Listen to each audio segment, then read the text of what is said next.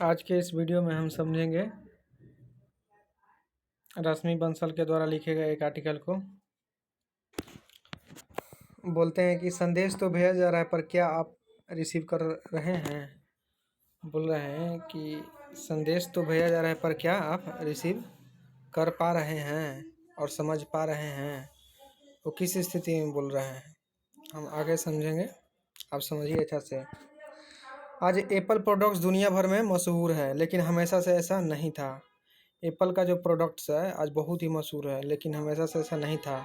1985 में Steve jobs की कोई नहीं जानता था। 1985 में जो है स्टीव जॉब्स की कोई नहीं जानता था, लेकिन उस वक्त उनकी हिम्मत देखो। पेप्सी के सीईओ जॉन अस्कुले जो हैं कि उन्होंने अप्रोच किया और कहा आप मेरी कंपनी के सीईओ बन जाओ। पेप्सी उस समय बहुत बड़ा कंपनी थी, जबकि इनका जो था एप्पल का उतना पहचान नहीं बन पाया था। तो पेप्सी के सीईओ जॉन अस्कुले को उन्होंने अप्रोच किया और कहा आप मेरी कंपनी के सीईओ बन जाओ, यानी कि आप राजगद्दी छोड़कर मेरी छोटी सी कुटिया संभालने के लिए आ जाओ। आश्चर्य की बात है ये कि अस्कुले राजी हो गए, और वो राजी हो गए। अपनी आत्मकथा में उन्होंने टर्निंग पॉइंट का वर्णन किया, और वो क्या था? बस एक डायलॉग था और कुछ नहीं था। स्टीव जॉब्स ने अपनी तीखी नज़रों से उन्हें घूरते हुए पूछा, क्या आप ज़िंदगी भर शक्कर वाला पानी बेचना चाहते हैं? बोले, क्या आप ज़िंदगी भर शक्कर वाला पानी बेचना चाहते हैं, या फिर मेरे साथ जुड़कर कुछ ऐसा करना चाहेंगे जो दुनिया हिला दे? इसी बात को लेकर जो है जॉन अस्कुले ने वो वहाँ से रिजाइन मारकर यहाँ एप्पल में आ गए। अब ऐसी चुनौती का जवाब तो एक ही हो सकता है, तो पहुँच गए अस्कुले एप्पल कंपनी में, और मानना पड़ेगा स्टीव जॉब्स ने जो कहा उन्होंने करके दिखाया, और जो जो उन्होंने कहा था वो करके दिखाया। लेकिन कहानी अब आगे बढ़ती है। अब कहानी बोल रहे हैं कि अब आगे बढ़ती है। अब लेखिका कुछ अपने बारे में बताती है। देखिए कैसे बता रही हैं। आईआईएम अहमदाबाद में पढ़ाई कर रही एक छात्रा ने स्कूले की किताब पढ़ी। वो अपने स्वयं पर बोल रहे हैं, वो स्वयं पढ़े किताब।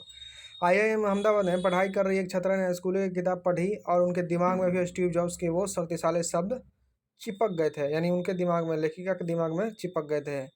जब प्लेसमेंट द्वारा नौकरी लेने का वक्त आया तो लड़की ने कहा मुझे शक्कर का पानी नहीं बेचना, और वही वही डायलॉग फिर बोले कि मुझे शक्कर का पानी नहीं बेचना, यानी कि रेगुलर जॉब से मेरा दिल नहीं भरता। उसका जुनून था लिखने पढ़ने का, सो पत्रकारिता और साहित्य की दुनिया में वो दाखिल हो गए। बोल रहे हैं कि उनका पढ़ने लिखने का और सो पत्रकारिता और साहित्य की दुनिया में वो दाखिल हो गए। शायद आप भाप गए होंगे, बोल रहे हैं कि शायद आप भाप गए होंगे कि वो लड़की और कोई नहीं आपकी लेखिका है। बोल रहे हैं कि और कोई नहीं आपकी लेखिका है। अब बोल रहे हैं, पहले स्टीव जॉब्स की कहानी बताएं फिर अपने बताएं। अब बता रहे हैं अनंत पै की कहानी। अनंत पै की कहानी समझिएगा ध्यान से। यह 1967 की बात है। 1967 की बात है। अखबार में नौकरी करने वाला एक शख्स है, करोल बाग में घूम रहे थे। टीवी उस वक्त एक अद्भुत चीज़ थी। उस वक्त जो है टीवी एक अद्भुत चीज़ थी। सो एक दुकान के सामने भीड़ इकट्ठा हो गई थी। स्कूल के बच्चों का क्विज शो दूरदर्शन पर चल रहा था। एक टीम से पूछा गया कि रामायण में राम की माता का नाम क्या था।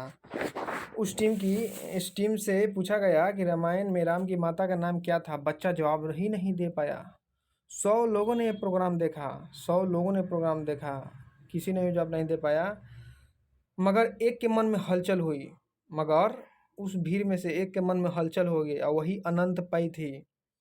हलचल हुई कि भाई यूनान और मिस्र की पुरानी कथाओं के बारे में सवाल पूछो। बोले अनंत पै कि यूनान और मिस्र की पुरानी कथाओं के बारे में सवाल पूछो। तो जवाब हाजिर। बोल रहे हैं कि सब जवाब हाजिर हो जा रहा है। ऐसे कैसे? भारत की संस्कृति के बारे में मालूम नहीं है, बाकी यूनानी का पुरानी कथा के बारे में सबको जानकारी है। तो बहुत ही आश्चर्य घटना है। भारत में रहते हुए भारत की जानकारी नहीं है। मगर भारत की संस्कृति का ज्ञान युवा पीढ़ी की है ही नहीं। मगर भारत की संस्कृति का ज्ञान युवा पीढ़ी को है ही नहीं।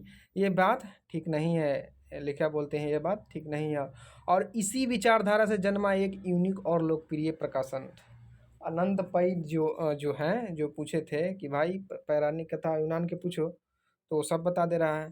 तो इसी विचारधारा से जन्मा एक यूनिक और लोकप्रिय प्रशासन, और वो था अमर चित्रकथा। वो क्या था? अमर चित्रकथा। तो अनंत पै इनका संस्थापक की अमर चित्रकथा को कि भारतीय संस्कृति को लोग नहीं जान पा रहे हैं, इसलिए अमर चित्रकथा के द्वारा छोटे छोटे बच्चों को, युवा को वो भारतीय संस्कृति को, पुरानी कथाओं को, भारत के जो स्वतंत्रता सेनानी है, भारत के जो भी महान महान पुरुष हुए, उनको बताने का काम कर रहे हैं अमर चित्र कथा के द्वारा, ये अनंत पई। तो यही जो है, यही शीर्षक न है कि मतलब संदेश तो भेजा जा रहा है पर क्या आप रिसीव कर रहे हैं। तो यही कहने का मतलब है कि संदेश तो भेजा जा रहा है पर क्या आप रिसीव कर रहे हैं। तो यहाँ पर अनंत पई ने रिसीव किए कि भारतीय संस्कृति को यहाँ पर भारत के युवा खुद नहीं जान रहे हैं, तो वहाँ बताना चाहिए, इसलिए वो रिसीव किए इस मैसेज को कि पुरानी कथा तो ईरान के सब बता दे रहे हैं, मिस्र को सब बता दे रहे हैं, भारत के कोई बता ही नहीं रहा, इसलिए ये बताने का पीरा उठाएं और अमर चित्र कथा एक लोकप्रिय प्रकाशन बन गया। तो बात वही है, अनंत पई को संदेश मिला। देखिए बोल रहे हैं ना कि तो बात वही है, अनंत पई को संदेश मिला कि ये देखो समस्या, बोले ये देखो समस्या, अब इसका हल निकालो। बोले अब इसका हल निकालो। वो इस विचार से इनकार भी कर सकते थे, बोल रहे हैं कि वो इस बात से इनकार भी कर सकते थे, मगर एक बार दिमाग में कीड़ा पहुंच जाए तो आपको चैन से सोने नहीं देता। बोल रहे हैं कोई इनकार भी कर सकते थे कि नहीं जान रहा है, नहीं जान रहा है, उसे हमको क्या, मगर बोल रहे हैं कि एक बार दिमाग में कीड़ा पहुंच जाए तो आपको चैन से सोने नहीं देता है। मगर बोल रहे हैं कि अगर एक बार उस तरह का कीड़ा आपके दिमाग में बैठ जाए तो आपको चैन से सोने नहीं देता है।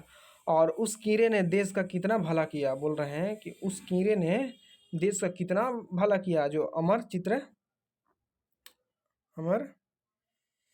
अमर चित्र कथा जो है देश के लिए कितना भला किया।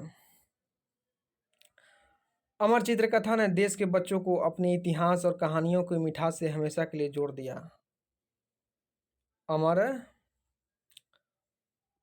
अमर चित्र कथा ने देश के बच्चों को अपने इतिहास और कहानियों के मिठास से हमेशा के लिए क्या किया, जोड़ दिया गया।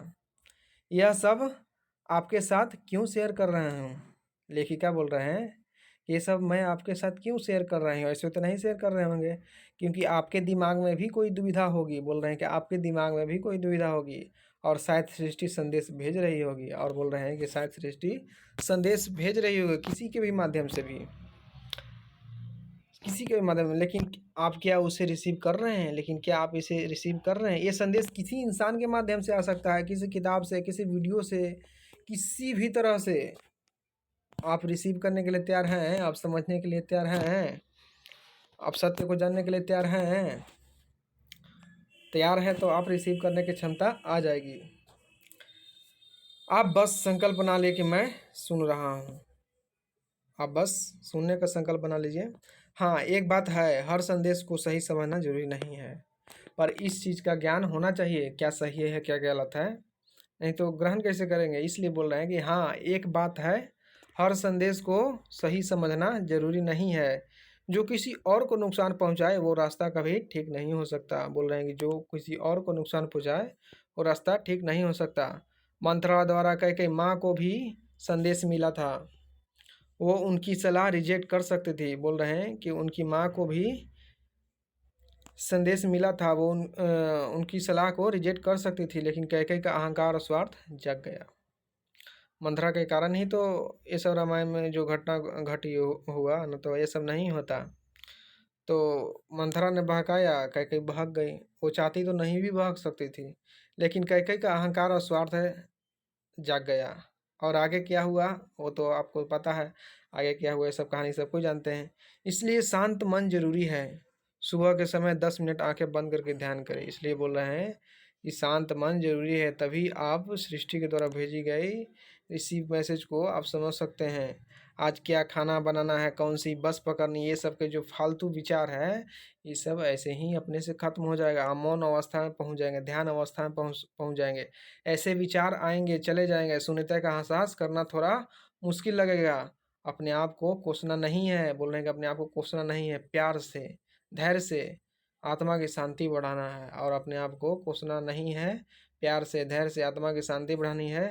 हर समस्या हर संकट से जूझने के लिए, हर समस्या और हर संकट से जूझने के लिए अपनी आत्मा को शांति बढ़ानी है। संदेश आपको जरूर आएगा, बोल रहे हैं कि संदेश आपका जरूर आएगा। अगर आप इतना करते हैं तो जीवन की राह दिखाएगा, जागते रहो।